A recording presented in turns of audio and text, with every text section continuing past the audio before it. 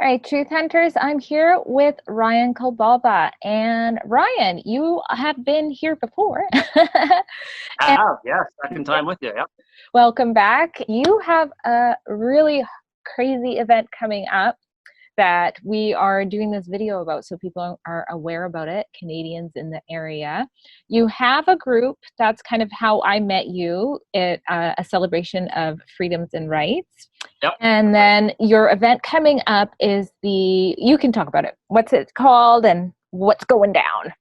Okay, so it's called the Vancouver Freedom Rally 2020. You can look it up on Facebook. If you search Vancouver Freedom Rally 2020 and click on it, you will go to the event page, in which we are upwards of now over 800 that have said they're either going or are interested in going. It's a lot more than the March to Unmask we had in July 19. That's quadruple the amount of people that have signed up so far. So basically how this came about was Odessa, she pitched an idea to me about 3.5 weeks ago of doing this mega march, this mega rally. Because we had Berlin doing their thing, we had Yeah. Montreal doing their thing, and it was And where's time Vancouver? for Vancouver to do the same thing. So I thought, okay, this is a great task I can take on. I love doing these things. I knew I needed about 5 weeks to really promote this and get it going. You need the time to tease the promotion for a little bit, tease that something's happening, and then really promote it, weekly, right? So I made a couple Facebook posts to try to rally support for this thing. I made a post about what topics is everybody really upset about in the world now. I tallied them all up, and basically I took the top 10 topics that were of most interested people, and we used those for the flyer, like the no mandatory masks, mandatory vaccinations, contact tracing, communism, all that stuff, right? And that's what we're saying all no to, right? That's what we don't want. Conversely, we want is democracy. We want freedom of choice, informed consent, my body, my choice. All those, right to privacy, right? Yeah. And then we also put on our original flyer when we were making this 3 weeks ago. On the right-hand side, we had pictures of Berlin, pictures of Montreal, pictures of the Citizens of Australia, saying, support Berlin, support the Citizens of Australia, because those cities, what they were doing, really inspired this event, really. It showed that, it can be done, and it spoke for the silent majority. I mean, up until seeing those, I mean, you and I knew differently, but I imagine a lot of people at home that, maybe didn't even share the same opinion as the people they live with in their own house, thought they were really alone in these questioning some of the tyrannical laws that we're seeing in Canada. So just seeing that many people come out, it just shows that there is something going on. This is not a conspiracy. Now, one of the other things that you had on the list, I noticed that made the cut, was, protesting against human trafficking, which I thought was really cool, because that's something that I have been passionate about for years. I kind of fell out of advocating for it, but there was such a lack of awareness, like when I first started getting involved in that, like maybe 10 years ago. So it's really nice to see that that's coming out and that actually made the list. I think that's super important there. So have you any concerns about the whole, more than 50 people gathering unsafely? You might get $2,000 fines. That's something that's happening in BC right now, the bylaws that's been passed. Yeah, we know about that. So I've been in very close contact with the Vancouver Police Department, the VPD. Every time I have messaged them through email or text regarding this event, they've always said, if your safety is in jeopardy, if something is or you're in danger in any way, we will get on this ASAP. We will help you out, and your safety is number one to us, ASAP. They've always said that first and foremost. Now, I talked to them 2 days ago, as well as I believe 4 days ago, and I asked them point blank. I told them all about this rally, how many people are going to be there, several hundred. They know the size, and I asked them basically point blank, are any of us organizers or people attending in any danger of being fined at all in any way? And they told me no. Yay! We are not, because That's they great said to hear. our right to protest is number one. Their enforcement is the last policy. They are there to protect our safety and our right to protest, and they have told me if The only way people are going to get fined or whatever is if outsiders come in, they're aggressive toward us. They told me, Ryan, point them out and we will take them away. So Well, they that's have great. our interest number one, and I swear we are going to give them the biggest shout out of appreciation at this rally. Yeah. I will give them a big shout out, and the whole crowd there is going to be giving them an applause for what they're doing for us. Bring your family, bring your kids. It will be a safe, friendly, non-aggressive event for everybody. So I'm so excited for the BPD to be supporting us this much.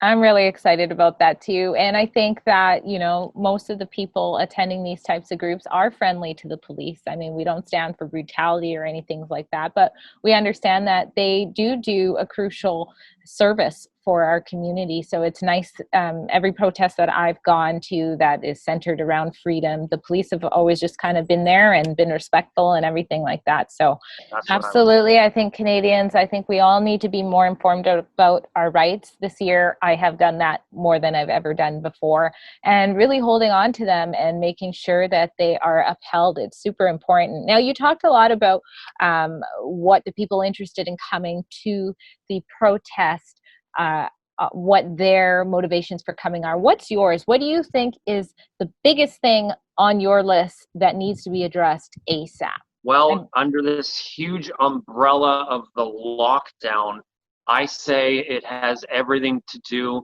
with them controlling us, with them restricting us, with them infringing on our freedoms and rights. And all under that umbrella comes the mandatory masks, the mandatory vaccine, the contact tracing. This is about our freedoms and our rights. And that's why I called this the Vancouver Freedom Rally. And that's why I even called our group, me and Tara, in the beginning, a celebration of freedoms and rights. We knew this is what it was going to be about. Our freedoms and rights are on the line. I even knew this back in April. Mm-hmm. When Tara and I co-founded our group. This is what it's going to be about. So and of course the people on the other side of the coin will say, well, there's no freedoms being taken away. You can still go out. You can still do, no, not really.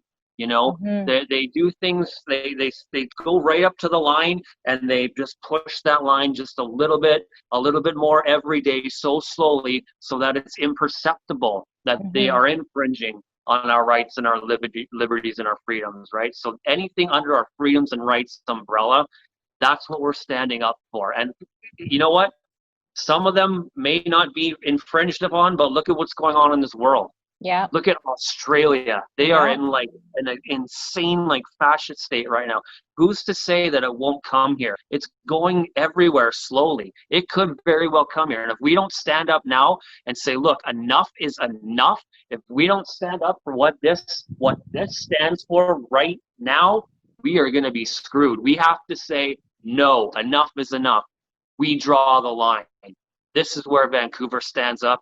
The people of Vancouver, of BC, say enough is enough. This is it right now. This is our Berlin. This is our Montreal. This is our Dublin. Mm-hmm. That's what everybody needs to know. Yeah, well, I couldn't agree with you more. And I think there's a real disconnect between people, seeing these kinds of things as an anti-mask protest. And I see a news article that gets circulated that says, oh, people who don't wear masks are psychopaths or have psychopathic tendencies. Yep. And so people really just don't understand. I was speaking with a constitutional lawyer and he was saying, these mask mandates, they don't have any end date to them. They don't have any end date. And Canadians really need to start realizing when you lose your rights, you don't get them back easy. It's not like, oh, hey, even if COVID isn't a risk, they still hang, your rights are still gone. You're going to have to fight for those, right? And so this is why it's bigger than the mask. If you want to wear a mask, that's fine. And I personally believe there are some situations where wearing a mask weighs the risk, or it's appropriate of the risk. A painter, for example, or you're dealing with some chemicals or something, or you're a nurse and you're dealing with a patient who has the virus, or you are a dentist and you're dealing with an HIV patient. Like, there are reasons for this, but there is not a reason to force in a blanket-like form Canadians and children and these people to wear masks for hours and hours and hours, non-medical masks. So meaning whatever the heck you can grab and cover your face with that hasn't been tested. So it's really crazy. And then just traveling back to the psychopath comment. Well, I do have a degree in psychology. And so one of the things I know when I read that article is, well, actually psychopathic traits, believe it or not, are not like this serial killer bad thing. Actually, people who have psychopathic tendencies are more likely to be CEOs, they're more likely to be lawyers, they're more likely to be surgeons, they're more likely to be journalists and in the media. And it's because they're more likely to be leaders who are not afraid of critical thinking and speaking out and things like that. So psychopathic tendencies or traits is not meaning you're Jack the Ripper or something like that. Yeah, there probably are a lot of people speaking out of the mask about the mask who might have psychopathic tendencies. That's not a bad thing. It just means that they are not just willing to, swallow any pill the government's going to give them. They're going to weigh it. And if they don't like what they see, and if they don't think it's the best for Canada, they're going to speak out about it. So, yeah, well, thank you so much for what you're doing. I know since I met you, I see you work really hard fighting for our freedoms, and sometimes you get backlash for that. I get backlash too, and it's okay because you care about your country, and that's what this is about. So if you guys are watching this and you're anywhere near the Lower Mainland, whether you have to take a ferry to get there, or you know what, even if you have to take a cheap flight, I don't know, just hop on the plane, come over, why not? And be part of it. I will be there. Ryan will be there. I will be there with Rebel News, making sure the story gets out properly. And yeah, so thanks, Ryan, for everything that you do. No problem. So September 13th, everybody, Vancouver Art Gallery, 12 to 5, Vancouver Freedom Rally. We have speakers lined up. We're doing a march from 1 to 2. We're going to have music. It's going to be very, very freedom-oriented, very positive, very friendly, non-aggressive. This is our Dublin, our England, our Montreal. This is our Berlin. This is the time. This is where we say enough is enough from Vancouver. Vancouver rises up, and the world will take notice of what we're doing on September 13th. I promise you guys that. We will deliver, okay? And correct me if I'm wrong, but if somebody wears a mask and they're a little bit nervous about being around that many people, they're welcome to come, right? This isn't... Oh, absolutely. Yeah. Actually, you know what? We brought up the idea that we are actually, to appease the ban, to appease what's going on, we will bring masks there and sanitizer. If people want to wear them, they're more than welcome to. So we want to show that, hey, we are being accommodating. We are supplying. Now, people choose to wear them. That's up to them. Absolutely. So, okay. Well, I'll see you there.